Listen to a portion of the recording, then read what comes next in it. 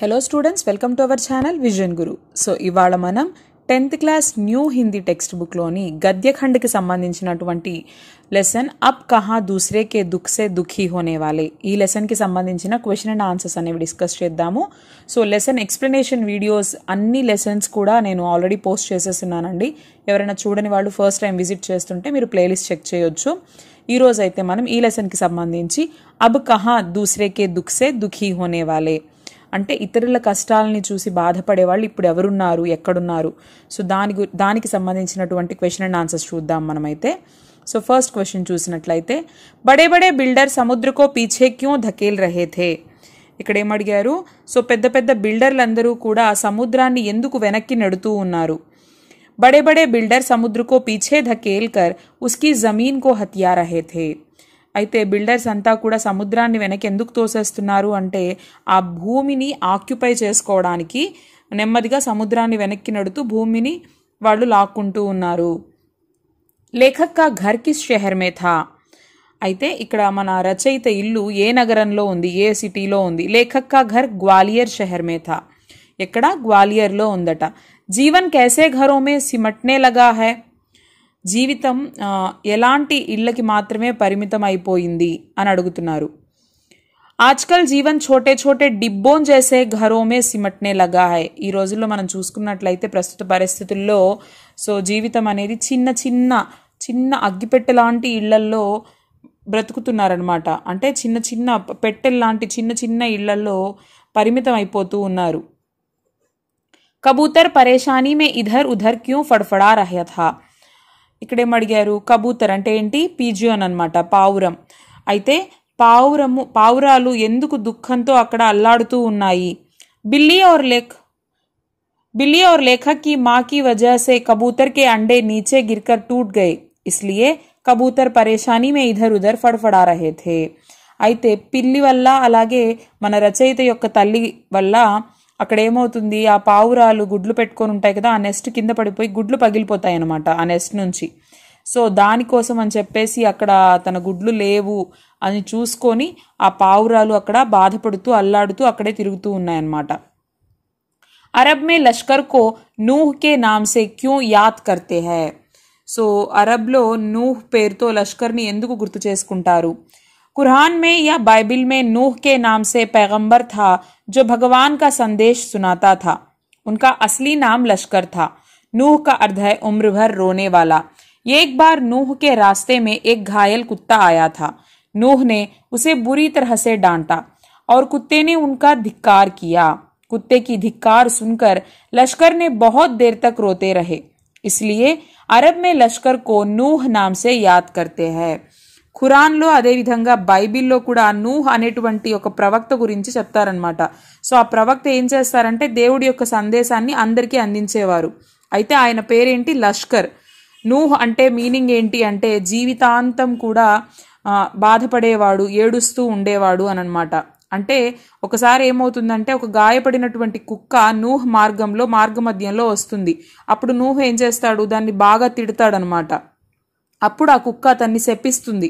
So ఆ కుక్క శాపం వల్ల ఆ లష్కర్ చాలాసేపు ఏడుస్తూనే ఉంటాడు. కాబట్టి అరబ్లో ఆయన్ని నూహ్ అనే పేరుతో గుర్తుంచుకుంటారనమాట. తర్వాత సెకండ్ క్వశ్చన్ చూసినట్లయితే, లేఖక్ కి మా కిస్ సమయ పేడోं के पत्ते तोड़ने के लिए मना करती थी और क्यों. రచయిత యొక్క తల్లి ఏ టైంలో చెట్ల నుంచి ఆకులు తుంచకూడదు అని చెప్పేది, ఎందుకు అలా వద్దు అని చెప్పేది అని క్వశ్చన్ అడిగారు. लेखक की माँ बड़ी दयालु थी. वे सबको समान दृष्टि से देखती थी. वे इंसानों को या पेड़ पौधों को या पशु पक्षियों को कभी सताना नहीं चाहती थी. इसीलिए वे कहती थी कि सूरज ढले आंगन के पेड़ों से पत्ते मत तोड़ो, पेड़ रोएंगे. दिया बत्ती के वक्त फूलों को मत तोड़ो, फूल बद्दुआ देते हैं. అయితే రచయిత యొక్క తల్లి చాలా మంచి దయగలదనమాట. అందరినీ సమానంగా చూసేది. ఆవిడ ఎప్పుడూ కూడా మనుషులకి, చెట్లకి, మొక్కలకి, జంతువులకి వేటికి కూడా హాని చెయ్యకూడదు అని భావించేదనమాట. సూర్యాస్తమయం అయిన తర్వాత పెరట్లో ఉండే చెట్ల నుంచి ఆకులు తీయకండి, చెట్లు ఏడుస్తాయి. అలాగే దీపం పెట్టే వేళ పూలని తెంపొద్దు, సో అవి మనల్ని శపిస్తాయి, మన గురించి చెడుగా దేవుడితో ప్రార్థిస్తాయి, కాబట్టి అలా చెయ్యొద్దు అని చెప్పేది. ప్రకృతి में आए असंतुलन का क्या परिणाम हुआ. సో ఇక్కడ ప్రకృతిలో వచ్చినటువంటి ఇంబ్యాలెన్సెస్ యొక్క రిజల్ట్ ఏంటి, దాని ఫలితం ఏంటి అని అడిగారు. प्रकृति में आए असंतुलन के परिणाम ये है, बढ़ती हुई आबादी ने समंदर को पीछे सरकाना शुरू कर दिया है, पेड़ों को रास्तों से हटाना शुरू कर दिया है, फैलते हुए प्रदूषण ने पंछियों को बस्तियों से भगाना शुरू कर दिया है. अब गर्मी में ज्यादा गर्मी, बेवक्त की बरसातें, जलजले, सैलाब, तूफान और नित नए रोग फैल रहे हैं. అయితే ప్రకృతిలో జరుగుతున్నటువంటి ఇంబ్యాలెన్స్, అసమతుల్యతల వల్ల ఏమవుతూ ఉంది, రోజు రోజుకి పెరుగుతున్నటువంటి జనాభా సముద్రాన్ని వెనక్కి నెడుతూ ఉంది. అంటే ఎక్కువగా మనం బిల్డింగ్స్ అనేవి కన్స్ట్రక్ట్ చేసుకుంటూ ఆ సముద్రాన్ని వెనక్కి తోస్తూ భూమిని మనం ఆక్యుపై చేసుకుంటూ ఉన్నాము. రోడ్లపై ఉండేటువంటి చెట్లను తొలగించేస్తున్నారు, కాలుష్యం వ్యాపిస్తూ ఉంది. కాబట్టి చెట్లను నరకడం వల్ల ఏమవుతూ ఉంటుంది, ఆ చెట్లపై నివసించే ఎన్నో పక్షులకి ఇల్లు లేకుండా పోతూ ఉంది. అంటే వాటిని కూడా మనం తరిమేస్తున్నాం, అడవులను నరికేస్తున్నాం. అడవుల్లో జీవించేటువంటి ఎంతో జంతుజాతి అనేది ఎక్కడికి పోతాయి, ఏవి మాత్రం పాపం. మనల్ని ఇంట్లో నుంచి తరిమేస్తే మనం ఎక్కడికి వెళ్తామండి. సో అలాగే వాటి నివాసాలని కూడా మనము ఆక్రమించేసుకుంటున్నాం. దీనివల్ల ఏమవుతూ ఉంది, ఇప్పుడు అబ్ గర్మీ మే జ్యాదా గర్మీ, వేసవి కాలంలో వేడిగా ఉండడం సహజమే, కానీ విపరీతమైన వేడి, వేసవిలో విపరీతమైన వేడి, అకాల వర్షాలు, అంటే వర్షాకాలంలో వర్షాలు పడడం కాదు, ఎప్పుడు పడితే అప్పుడు పడుతున్నాయి వర్షాలు. ఒక్కొక్కసారి అసలు వర్షాలనే మాటే ఉండదు. భూకంపాలు, వరదలు, తుఫాన్లు, అలాగే ప్రతిరోజు కొత్త కొత్త వ్యాధులు అనేవి వస్తూ ఉన్నాయన్నమాట. లేఖక్ కి మానే పూరే దిన్ కా రోజా క్యూ రఖా, ఇక్కడేం అడిగారు. సో రచయిత యొక్క తల్లి రోజంతా ఉపవాసం ఎందుకున్నారు. లేఖక్ కే మకాన్ కే దాలాన్ మే దో रोशनदार थे, उसमें कबूतर के एक जोड़े ने घोंसला बना लिया था. एक बार बिल्ली ने उचककर 2 में से 1 अंडा तोड़ दिया. लेखक की माँ उसे देखकर बड़ी दुखी हुई. उसने दूसरे अंडे को बचाने की कोशिश की. इसी में उसके हाथों से दूसरा अंडा नीचे गिरकर टूट गया. इससे वह और दुखी हुई. इस गुनाह को खुदा से माफ कराने के लिए उसने पूरे दिन रोजा रखा. అయితే రచయిత యొక్క ఇంటి హాల్లో, సో అక్కడ వరండాలో ఒక 2 రోషన్దార్ థే, అంటే విండోస్ ఉండేవన్నమాట. వెంటిలేషన్ కోసం పెట్టినటువంటి ఈ విండోస్ ఉండేవి. సో అందులో పావురాలు వచ్చేసి గూడు కట్టుకున్నాయన్నమాట. ఒకసారి ఏమైంది అంటే ఆ పిల్లి ఆ 2 గుడ్లలో ఒకదాన్ని లాక్కుపోయింది. తర్వాత దాన్ని చూసి పాపం ఈవిడ చాలా బాధపడిపోయింది. అయ్యయ్యో పావురాలు గుడ్డు తీసుకెళ్ళిపోయింది అని చెప్పేసి. అప్పుడు 2వ గుడ్డునన్నా కాపాడుదాం అనుకొని ప్రయత్నిస్తూ ఉంటే అది కాస్త బై మిస్టేక్ పడిపోతుందన్నమాట. సో అప్పుడు ఆవిడ జంతువులకి వేటికి హాని చేయాలి అనుకోదు పాపం. కానీ ఇలా జరిగిపోయింది, పొరపాటున జరిగినా తప్పు తన వల్ల జరిగిపోయింది కదా, సో ఒక ప్రాణి బాధపడింది కదా అని చెప్పేసి ఆవిడ దేవుడిని క్షమించమని అడిగి ఆ రోజు బాధపడి, సో నన్ను దేవుడు క్షమించాలంటే నేనేం చేయాలి పరిహారంగా అని చెప్పేసి ఆ రోజంతా కూడా ఉపవాసం ఉండి ప్రార్థనలు చేస్తూ ఉందన్నమాట. लेखक ने ग्वालियर से बंबई तक किन बदलावों को महसूस किया, पाठ के आधार पर स्पष्ट कीजिए. ग्वालियर నుంచి बंबई దాకా కూడా రచయితకి ఎలాంటి మార్పులు అనేవి కనిపించాయి. लेखक ने ग्वालियर से बंबई तक कई बदलावों को महसूस किया. बरसोवा में बहुत दूर तक जंगल था, पेड़ थे, परिंदे थे और दूसरे जानवर थे. अब वह सब नहीं रहा. अब वहां समंदर के किनारे लंबी चौड़ी बस्तियां बन गई है. इससे पशु पक्षियों के घर छीन गए. इनमें से कुछ शहर छोड़कर चले गए हैं, जो नहीं जा सके हैं उन्होंने यहाँ वहां डेरा डाल लिया है. అయితే చూడండి, రచయిత గ్వాలియర్ నుంచి బొంబాయి వరకు ఎన్నో మార్పులను అక్కడ ఎక్స్పీరియన్స్ చేశారు. సో వెర్సోవాలో అక్కడ చాలా దూరం వరకు అడవి ఉండేదా ఇంతకు ముందు, చెట్లు, పక్షులు, చాలా రకాల జంతువులు కనిపిస్తుండేవి. ఇప్పుడు అదంతా ఏం లేదు. ఇప్పుడు ఆ సముద్ర తీరంలో పెద్ద పెద్ద బిల్డింగ్స్ అన్ని నిర్మించేస్తున్నారు. దాంతో అడవులు నరికేయడం వల్ల ఆ అడవులో ఉండాల్సినటువంటి జంతువులు, పక్షులు వాళ్ళ నివాసాలని కోల్పోయాయి పాపం. కొన్ని అయితే దూరంగా ఎటో ఒకటి వెళ్ళిపోయాయి. కొన్ని అక్కడక్కడ బసను అంటే ఎక్కడో ఏ అపార్ట్మెంట్ కిటికీలోనో, సో ఎక్కడో ఒక టెర్రస్ మీదనో ఎక్కడ స్పేస్ దొరికితే అక్కడ అవి గూడ్లు ఏర్పాటు చేసుకుంటూ అలా ఉంటున్నాయి అన్నమాట. డేరా డాల్నే సే ఆప్ క్యా సమజ్తే హై స్పష్ట్ కీజియే. సో డేరా డాల్నా అంటే ఏంటి అంటే నివాసం ఉండడం, నివాసం ఏర్పరచుకోవడం, గూడు కట్టుకోవడం అంటే ఏంటి అని అడిగారు. డేరా డాల్నా కా అర్థ్ హోతా హై అస్థాయి రూప్ సే రెహనా. అంటే పర్మనెంట్గా నివాసం ఏర్పాటు చేసుకోవడం కాదు. డేరా డాల్నా అంటే టెంపరీగా ఏదన్నా మనము ఉండడానికి అక్కడ ఏర్పాటు చేసుకోవడం. లోగ్ ఏక్ జగహ స్థాయి రూప్ సే నా रहकर घूमते हुए यहाँ वहाँ डेरा डालते हैं. इसी प्रकार पाठ में जंगलों की अंधाधुंध कटाई की वजह से परिंदों चरिंदों से उनका घर छीन गया.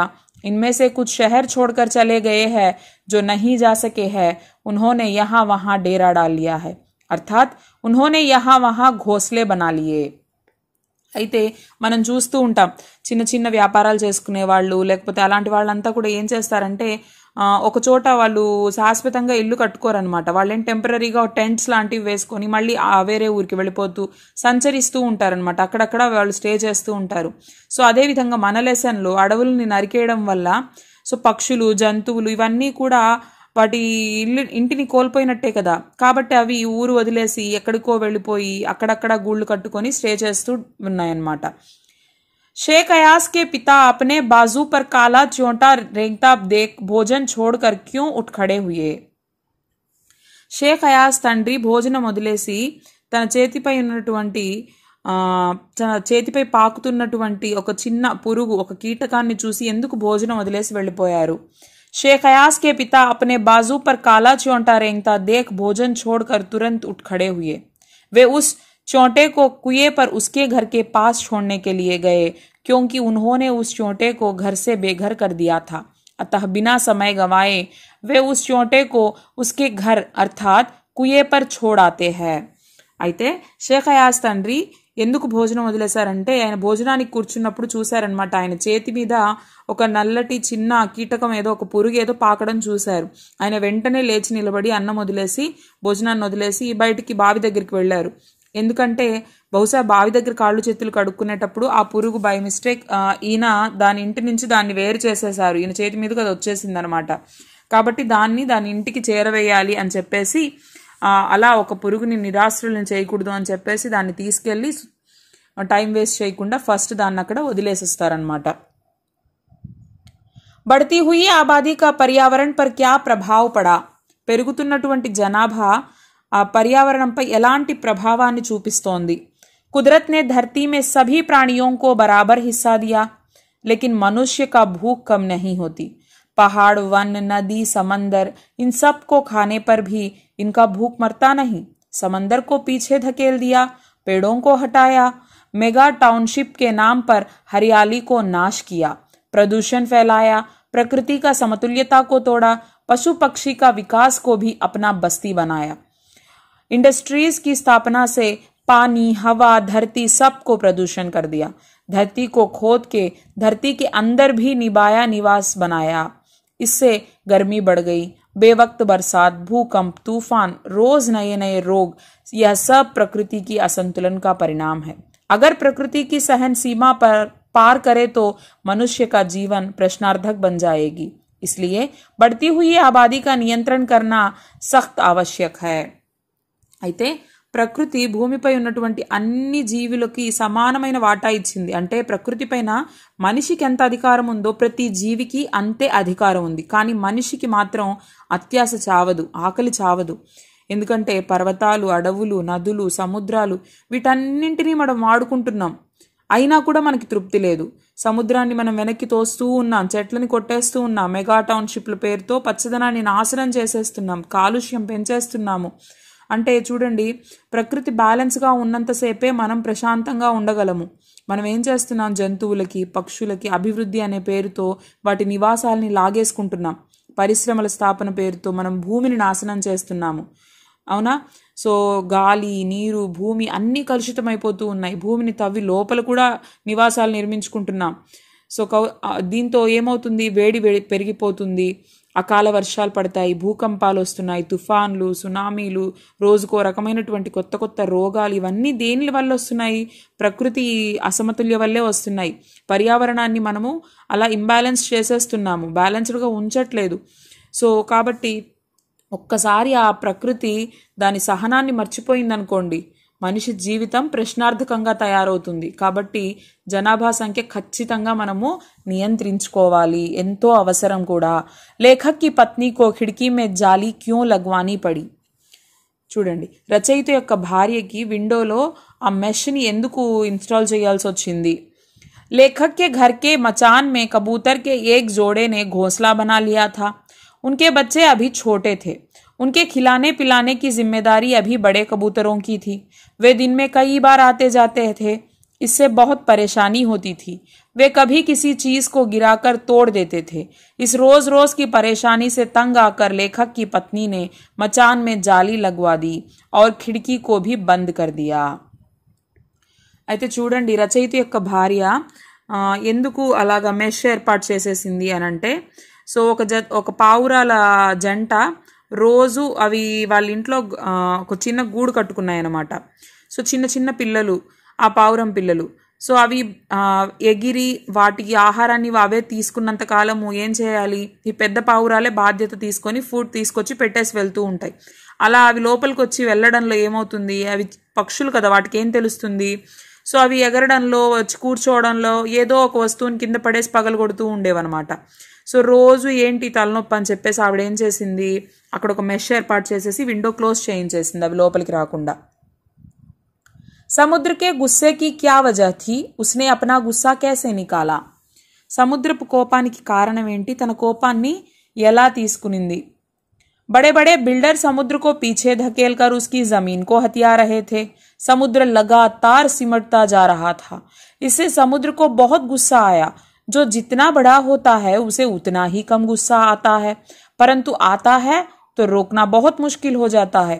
समुद्र ने एक रात अपनी लहरों पर दौड़ते हुए 3 जहाजों को उठाकर बच्चों की गेंद की तरह 3 दिशाओं में फेंक दिया। वे फिर से चलने फिरने के काबिल नहीं हो सके। इस प्रकार समुद्र ने अपना गुस्सा निकाला. చూడండి, పెద్ద పెద్ద బిల్డర్స్ అంతా సముద్రాన్ని అలా వెనక్కి తోస్తూ భూమిని లాక్కుంటూ ఉన్నారు.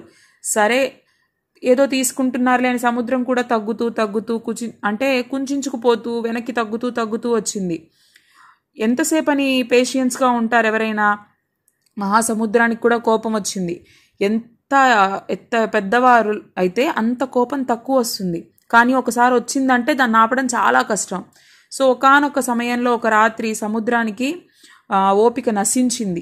అదేం చేసింది, తన అలల మీద పరిగెత్తేటువంటి 3 పెద్ద పెద్ద ఓడలను తీసుకొని పిల్లలు బాల్ని విసిరేసినట్టు వాటిని 3 దిశల్లో విసిరివేసింది. అవి మళ్ళీ నడిచే పరిస్థితుల్లో కూడా లేవు. సో ఈ విధంగా సముద్రం తన కోపాన్ని వెళ్ళగక్కిందనమాట. మట్టి సే మట్టి మిలే ఖోకే సభీ నిషాన్, किसमें कितना कौन है कैसे हो पहचान, इन पंक्तियों के माध्यम से लेखक क्या कहना चाहता है स्पष्ट कीजिए. సో చూడండి, మట్టి సే మట్టి మిలే అంటే మట్టిలో మట్టి కలిసిపోతుంది, అన్ని జాడలని కోల్పోతుంది అంటే అందులో ఎవరెవరు ఎలా గుర్తించుకోవాలి, ఈ లైన్లో ఏం చెప్పారు లేఖక్. उपरोक्त पंक्तियों के माध्यम से लेखक यह कहना चाहता है कि सभी प्राणियों का निर्माण मिट्टी से हुआ है, फिर अंत में हमें इसी मिट्टी में ही मिल जाना है. इसलिए हम सभी मनुष्य समान है, उनमें भेदभाव करना उचित नहीं है. हमें मिलजुल कर आपसी सौहार्द से रहना चाहिए. पशु पक्षियों को भी वही ईश्वर बनाता है जो इंसानों को बनाता है. जब सभी मनुष्यों में एक ही तत्व समाया हुआ है तो उनको अलग अलग कर बताना उचित नहीं है. इसे पहचानने की कोशिश भी व्यर्थ है. అయితే ఈ లైన్స్లో ఏం చెప్తున్నారంటే, అందరూ కూడా ఈ మట్టి నుంచి సృష్టించబడ్డ వాళ్లే. మళ్ళీ మనం ఎక్కడ చేరుకుంటాము, చివరికి మళ్ళీ ఇదే మట్టిలో మనం అందరం కలవాల్సిన వాళ్ళం. కాబట్టి మనం అందరం సమానమే. ఎవరి మధ్య కూడా మనము వివక్షని చూపడం మంచిది కాదు. అంటే పరస్పరం మనం ఎలా ఉండాలి, అందరం ఒకటే అన్న భావనతో కలిసిమెలిసి ఉండాలి. సో జంతువుల్ని పక్షుల్ని సృష్టించే దేవుడే మనుషుల్ని కూడా సృష్టించాడు. అలాగే ఈ భూమి మీద ప్రకృతికి అన్ని మనుషులకి ఎంత హక్కు ఉందో ఆ జంతువులకి పక్షులకి కూడా అంతే హక్కు ఉంది. కాబట్టి మనం ఎవరిని తక్కువగా చేసి చూడకూడదు, ఎవరిని వేరు చేసి చూడకూడదు. నిమ్నలిఖిత్ కే ఆశయ స్పష్ట కీజియే. చూడండి, ఇక్కడ కొన్ని సెంటెన్సెస్ ఇచ్చారు, వాటికి అర్థం ఏంటి, ఏ సందర్భంలో ఎవరు చెప్పారనే దాని గురించి చెప్పుకుంటాము. नेचर की सहन शक्ति की एक सीमा होती है. नेचर के गुस्से का एक नमूना कुछ साल पहले बंबई में देखने को मिला था. అయితే ప్రకృతి సహనానికంటూ ఒక లిమిట్ ఉంటుంది. సో ఆ ప్రకృతి కోపం వస్తే ఏమవుతుంది అన్నదానికి ఒక ఎగ్జాంపుల్ మనకి ముంబైలో ఒకసారి కనిపించింది అని చెప్పారు. ఆజ్కల్ ప్రకృతి కే సాత్ బహుత్ ఖిల్వాడ్ హో రహా హై. प्रकृति भी इसे सहन कर रही है, लेकिन प्रकृति की सहन शक्ति की भी एक सीमा होती है। अगर हम उसे पार कर देते तो प्रकृति भी क्रोधित हो जाती है, तब वह अपनी विनाश लीला दिखाना शुरू कर देती है। इसी का एक नमूना कुछ साल पहले बंबई में देखने को मिला था। बड़े बड़े बिल्डर समुद्र को पीछे धकेल कर उसकी जमीन को हथिया रहे थे। वह लगातार सिमट कर दुखी हुआ। अंत में उस पर दौड़ते हुए 3 जहाजों को उठाकर फेंका तो वे फिर से चलने फिरने के काबिल नहीं हो सके। ఇందాకే చెప్పుకున్నాం మనము. సో ఈ రోజుల్లో మనము ప్రకృతితో చాలా మంది ఆడుకుంటున్నారనమాట. అంటే ఏంటి, ఒక లిమిట్, ఒక దానికంటూ ఓపిక ఉంటుంది, దానికి ఒక లిమిట్ ఉంటుంది. ఆ హద్దు దాటితే ప్రకృతికి కూడా కోపం వస్తుంది అనే దానికి ఉదాహరణ ఏంటి అంటే, సో అది ఎంత విధ్వంసాన్ని చూపిస్తుంది అనే దానికే ఎగ్జాంపుల్ మనకి ముంబైలో కనిపించింది అనమాట. పెద్ద పెద్ద సముద్రాలని సైతము వెనక్కి నెట్టేసి మనము ఆ దాన్ని కూడా ఆక్రమించుకుంటున్నాం. అది ఎంతవరకు ఓర్పుగా ఉండగలదో అంతవరకు ఓర్పుగా ఉండి దాని సహనం నశించినప్పుడు అదేం చేసింది, వెంటనే దానిపైన ఉన్నటువంటి పెద్ద పెద్ద ఓడల్ని విసిరివేసింది. అలా తన కోపాన్ని చూపించింది. జో జితనా బడా హోతా హై ఉసే ఉతనా హీ కమ్ గుస్సా ఆతా హై. ఎంత పెద్దవాళ్ళు అయితే అంత తక్కువ కోపం వస్తుంది. యహ సత్య హై, ఇది నిజమే. कि व्यक्ति साधारणतः उदार होते हैं, वे बड़े सहनशील भी होते हैं। इतना ही नहीं, बड़े लोगों में क्षमा का गुण रहता है। दूसरों की गलतियों को क्षमा करके वे अपनी महानता दर्शाते हैं। पाठ में समुद्र भी महान है, बहुत सताने पर भी बहुत दिनों तक खामोश रहा। अंत में एक दिन अपनी विनाश लीला दिखाकर गुस्सा प्रकट करता है. సో చూడండి ఏం చెప్తున్నారు. నిజంగా మనకి చాలా ఎంతో గొప్పవాళ్ళు ఎలా ఉంటారు, చాలా ఓర్పుగా సహనంగా ఉంటారు పెద్దవాళ్ళు కూడా. సో వాళ్ళకి క్షమించే గుణం కూడా ఉంటుంది. అంటే ఎదుటి వాళ్ళు తప్పు చేసినా కూడా క్షమించి తమ గొప్పతనాన్ని చాటుకుంటారు. అలాగే సముద్రం కూడా చాలా గొప్పది. ఎంతో వేధిస్తున్నా, మనం ఎంతో చేస్తున్నా కూడా అది చాలాసేపు మౌనంగా ఉండిపోతుంది. అలా ఒక్కసారిగా దానికి కోపం వచ్చినప్పుడు విధ్వంసాన్ని చూపిస్తుంది. इस बस्ती ने न जाने कितने परिंदों चरिंदों से उनका घर छीन लिया है। इनमें से कुछ शहर छोड़कर चले गए हैं, जो नहीं जा सके हैं उन्होंने यहाँ वहाँ डेरा डाल लिया है. అయితే ఈ నగరం అనేది ఎన్నో పక్షులకి జంతువులకి వాళ్ళ ఇళ్లను తీసేసింది, వాళ్ళ నుంచి లాక్కుంది. అయితే అందులో నుంచి కొంతమంది అంతా, అంటే కొందరు ఇల్లు ఆ ఊరు వదిలి వెళ్ళిపోయారు. వెళ్ళలేని వాళ్ళు అక్కడక్కడ బస చేశారు. संसार निरंतर परिवर्तनशील है। लेखक ने अपने जीवन में इसे देखा है और कहा कि उस समय ग्वालियर से बम्बई की दूरी ने संसार को काफी बदल दिया है। बरसोवा में जहां लेखक का घर बना है, पहले बहुत दूर तक जंगल था, पेड़ थे, परिंदे थे और दूसरे जानवर थे। समुद्र के किनारे लंबी चौड़ी बस्ती बन गई है। जंगलों की अंधाधुंध कटाई भी हुई। इससे वहां के परिंदों चरिंदों से उनका घर छीन गया है। इनमें से कुछ शहर छोड़कर चले गए हैं, जो नहीं जा सके हैं वे मनुष्यों के घरों की दालानों पर घोंसला बनाने को मजबूर है. సో ఇక్కడ చూసినట్లయితే మనకేం చెప్తున్నారు అంటే, మన లేఖక్ గ్వాలియర్ నుంచి ముంబైకి వచ్చినప్పుడు ఆ మార్గమధ్యంలో ఎన్నో మార్పులు చూశారు. సో ఎంతో దూరం కానీ వాళ్ళ ఇంటి దగ్గర నుంచి చాలా దూరం వరకు కూడా చెట్లు అడవులు కనిపించేవి. ఇప్పుడు అవేమీ లేవు, అన్నీ ఇల్లు పడిపోయి ఉన్నాయి. సముద్రం కనిపించేది, సముద్రం చాలా వెనక్కి వెళ్ళిపోయి అక్కడ కూడా పెద్ద పెద్ద బిల్డింగ్స్ ఉన్నాయి. వీటి వల్ల ఏమైంది, ఎన్నో పక్షులు జంతువులు నివాసాలు కోల్పోయి ఎక్కడెక్కడికో వెళ్ళిపోయాయి. అలా వెళ్ళలేని పక్షులు జంతువులు ఏం చేశాయి, ఇళ్ళ దగ్గర వరండాల్లో టెర్రస్లో అక్కడ ఇక్కడ అవి గూడు కట్టుకున్నాయి అన్నమాట. शेख अयाज के पिता बोले, नहीं यह बात नहीं है, मैंने एक घरवाले को बेघर कर दिया है, उस बेघर को कुएं पर उसके घर छोड़ने जा रहा हूँ. इन पंक्तियों में छिपी हुई उनकी भावना को स्पष्ट कीजिए. షేక్ అయాజ్ తండ్రి, లేదు అందుకు కాదు, నేను భోజనం దగ్గర నుంచి లేచింది, ఒక కుటుంబ సభ్యుణ్ణి వాళ్ళ ఇంటి నుంచి నేను దూరం చేశాను, నిరాశ్రయుణ్ణి చేశాను. ఆ నిరాశ్రయుణ్ణి మళ్ళీ బావి దగ్గర తన ఇంట్లో దింపబోతున్నాను అని చెప్పారు. సో ఈ వీటిల్లో ఉన్నటువంటి భావాల గురించి చెప్పండి అన్నారు. ఇన్ పంక్తియోं में हमें पता चलता है कि शेख अयाज के पिता बड़े दयालु थे. उनमें जीवों के प्रति संवेदनशीलता थी. वे किसी को भी तकलीफ नहीं देना चाहते थे. ऐसे महान लोग आज की पीढ़ी के लिए ही नहीं बल्कि आने वाली पीढ़ियों के लिए भी एक मिसाल बनकर रह गए हैं. అయితే ఆయన దీంట్లో మనకి ఆయన చెప్పిన దాన్ని బట్టి ఏం తెలుస్తుంది అంటే షేక్ హయాస్ తండ్రి చాలా దయగలవారు. అతను చిన్న ప్రాణి అంటే చిన్న పురుగు, మనమైతే ఏం చేస్తాం, విదిలిచ్చి పక్కన పడేస్తాము. ఆ చిన్న పురుగు పట్ల ఎంత సున్నితత్వాన్ని కలిగి ఉన్నారు, ఎవరిని ఇబ్బంది పెట్టకూడదు అనేటువంటి ఆయన భావన తెలుస్తుంది. అలాంటి మహానుభావులు నేటి తరానికే కాదు భవిష్యత్ తరాలకు కూడా ఆదర్శంగా నిలవాలి అని చెప్పి మనకి ఇందులో తెలుస్తుంది అనమాట. నెక్స్ట్ భాషా అధ్యయన్. ఇక్కడ చూడండి, उदाहरण के अनुसार निम्नलिखित वाक्यों में कारक चिन्हों को पहचान कर रेखांकित व उनके नाम रिक्त स्थानों में लिखिए. సో ఇక్కడ సెంటెన్సెస్ ఇచ్చారు, ఇందులో ఇచ్చినటువంటి కారక్ చిహ్న ఐడెంటిఫై చేసి అండర్లైన్ చేసి అది ఏ కారక్ చిహ్న అనేది ఇక్కడ మనం ఇవ్వడం జరిగింది. నెక్స్ట్ చూసినట్లయితే नीचे दिए गए शब्दों के बहुवचन रूप लिखिए. ఏకవచన్ और बहुवचन అనమాట. సో ఏకవచన్ వర్డ్స్ ఇక్కడ ఇచ్చారు సింగులర్, వాటికి ప్లూరల్ రాయాలన్నమాట మనము. లైక్ చీటీ చీటియా, घोड़ा घोड़े, आवाज आवाजें, बिल बिल, फौज फौजें, रोटी रोटियां, बिंदु बिंदु, दीवार दीवारें, टुकड़ा टुकड़े. ध्यान दीजिए, नुक्ता लगाने से शब्द के अर्थ में परिवर्तन हो जाता है. पाठ में दफा शब्द का प्रयोग हुआ है जिसका अर्थ होता है बार, कानून संबंधी. यदि इस शब्द में नुक्ता लगा दिया जाए तो शब्द बनेगा दफा जिसका अर्थ होता है दूर करना. ఇక్కడ చూడండి ఏం చెప్తున్నారంటే ఒక డాట్ పెట్టడం వల్ల వర్డ్ లో ఎంత చేంజ్ అనేది వస్తుంది అనే దాని గురించి చెప్తున్నారనమాట. ఇక్కడ ఎగ్జాంపుల్ కి దఫా, దఫా అంటే ఏంటి, ఇక్కడ కానూన్ సంబంధి, గణన్ సంబంధి అంటే కితనీ దఫా, ఎన్నిసార్లు, కౌంట్ అనమాట. సో ఇలా వస్తుంది. అదే ఫా కింద డాట్ ఒకటి మనం యాడ్ చేసామంటే దఫా అంటే దఫా హో జావ్ యహాసే, ఇక్కడ నుంచి వెళ్ళిపో, దూరంగా వెళ్ళిపో అని చెప్పేసి. సో ఎంత చేంజ్ చూడండి సింపుల్ డాట్ వల్ల. సో అలాంటి కొన్ని వర్డ్స్ ఇచ్చారు ఇక్కడ, విత్ మీనింగ్స్ ఇచ్చున్నాను చూడండి. సజా సజా, చూడ్డానికి రెండు ఒకటే, ఒక చిన్న డాటే అక్కడ.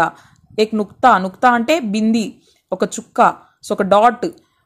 సజా అంటే ఇక్కడేంటి శిక్ష, సజా, సజా అంటే సజన, అలంకరణ, అలాగా. సో కొన్ని వర్డ్స్ అనేవి ఇక్కడ ఇవ్వడం జరిగింది. సజా సజా, జరా జరా, నాజ్ నాజ్, తేజ్ తేజ్, జలీల్ జలీల్, జన్ జన్, अर्ज अर्ज, सिक्का सिक्का। नेक्स्ट, निम्नलिखित वाक्यों में उचित शब्द भरकर वाक्य पूरे कीजिए। So fill in the blanks ఇచ్చున్నారు. సో ఇక్కడ కూడా చూడండి ఆ ఏ కరెక్ట్ వర్డ్ అంటే రెండు ఒకటే, జమానా జమానా కదా మేడం అనుకుంటారు మీరు, కాదు, జమానా జమానా. సెంటెన్స్ చదివినప్పుడు మనకి అందులో ఏది కరెక్ట్గా మనము ఫిల్ చేస్తే మీనింగ్ఫుల్ సెంటెన్స్ అవుతుందో చూసుకొని ఆన్సర్ పెట్టాల్సి ఉంటుంది. नेक्स्ट, योग्यता विस्तार। पशु पक्षी एवं वन्य संरक्षण केंद्रों में जाकर पशु पक्षियों की सेवा शुश्रूषा के संबंध में जानकारी प्राप्त कीजिए అని అన్నారు. సో ఇక్కడ ఏం చెప్తున్నారు, జంతువులు పక్షులు వన్యప్రాణుల సంరక్షణ కేంద్రాలు ఉంటాయి కదా, అక్కడికి వెళ్ళేసి సో ఆ జంతువులు పక్షుల సేవ మరియు వాటి సంరక్షణకి సంబంధించిన ఇన్ఫర్మేషన్ గ్యాదర్ చేయండి అని అన్నారు. परियोजना कार्य प्रोजेक्ट वर्क को వచ్చేసరికి अपने आसपास प्रतिवर्ष एक पौधा लगाइए और उसकी समुचित देखभाल कर पर्यावरण में आए असंतुलन को रोकने में अपना योगदान दीजिए. సో మీ పరిసరాల్లో ప్రతి ఇయర్ కూడా ఒక చెట్టును నాటండి, అలాగే ఆ చెట్టుకి కావాల్సినటువంటి జాగ్రత్తలు మీరు తీసుకుంటూ ఆ చెట్టుని పర్యవేక్షించుకుంటూ దాన్ని మంచిగా కాపాడండి. సో మీ వంతుగా పర్యావరణంలో జరిగేటువంటి అసమతుల్యాలను నివారించడంలో మీరు కూడా దోహదపడండి అని చెప్తున్నారనమాట. సో ఇది మనం పిల్లలకి చెప్పి చేయించాలి. వీలైతే ఎవ్రీ ఇయర్ బర్త్డేకో అంటే బర్త్డే గిఫ్ట్స్ అనే ఇస్తూ ఉంటారు, చాక్లెట్స్ డిస్ట్రిబ్యూట్ చేస్తూ ఉంటారు. అలాగే ఇది కూడా ఒక అలవాటుగా పుట్టినరోజు నాడు ఒక చెట్టు నాటాలి. సో మనం పెరుగుతున్నప్పుడు అది కూడా పెరుగుతూ ఉంటుంది. ఎంత ఇంపార్టెన్స్ ఇప్పుడున్నటువంటి ఈ రోజుల్లో మనకి చెట్లు నాటడం అనేది, చెట్లని పెంచడం అనేది ఎంత ఇంపార్టెంట్, ఫ్యూచర్ జనరేషన్స్ కోసము మనము ఏం సేవ్ చేస్తున్నాం, ఏం ఇవ్వగలము అని పిల్లలకి ఎక్స్ప్లెయిన్ చేయాలన్నమాట. किसी ऐसी घटना का वर्णन कीजिए जब अपने मनोरंजन के लिए मानव द्वारा पशु पक्षियों का उपयोग किया गया हो. సో ఏదన్నా ఒక సంఘటనని వివరించమన్నారు, అంటే జంతువులు మరియు పక్షులని మానవులు తమ ఎంటర్టైన్మెంట్ కోసం ఎలా ఉపయోగిస్తున్నారు అనే దాని గురించి వాళ్ళకి తెలిసినటువంటి ఏదన్నా ఇన్సిడెంట్ అనమాట. నెక్స్ట్, శబ్దార్థ్ और టిప్పణియా. సో లెసన్ బ్యాక్ సైడ్ ఉన్నటువంటి మీనింగ్స్ అనమాట. हाकिम राजा मालिक, लश्कर सेना विशाल जनसमुदाय, लकब पद सूचक नाम, प्रतीकात्मक प्रतीक स्वरूप, सिमटना सिकुड़ना, जलजले भूकंप, सैलाब बाढ़, सैलानी ऐसे पर्यटक जो भ्रमण कर नए नए स्थानों के विषय में जानना चाहते हैं।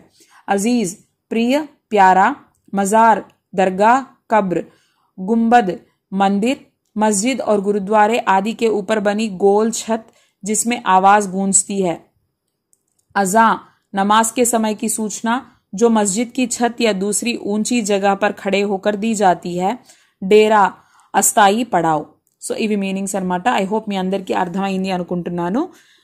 సో ఎవరైనా కొత్తగా చూస్తున్న వాళ్ళైతే తెలుసు కదా అండి, ప్లేలిస్ట్ చెక్ చేయండి. సో మీకు వీడియోస్ అనేవి హెల్ప్ అవుతాయి, యూజ్ అవుతున్నాయి అంటే మాత్రం తప్పకుండా మన ఛానల్ని లైక్ చేయండి, షేర్ చేయండి, అలాగే సబ్స్క్రైబ్ చేసుకోవడం మర్చిపోవద్దండి. సో ఎవరికైనా నోట్స్ పీడిఎఫ్ కావాలి అంటే మీరు జాయిన్ అయ్యి మీ మెయిల్ ఐడిని కామెంట్ సెషన్లో మాకు పెట్టారంటే మీ మెయిల్ ఐడికి మేము పీడిఎఫ్ అనేది సెండ్ చేయడం జరుగుతుంది. ఓకే అండి, థ్యాంక్ యూ.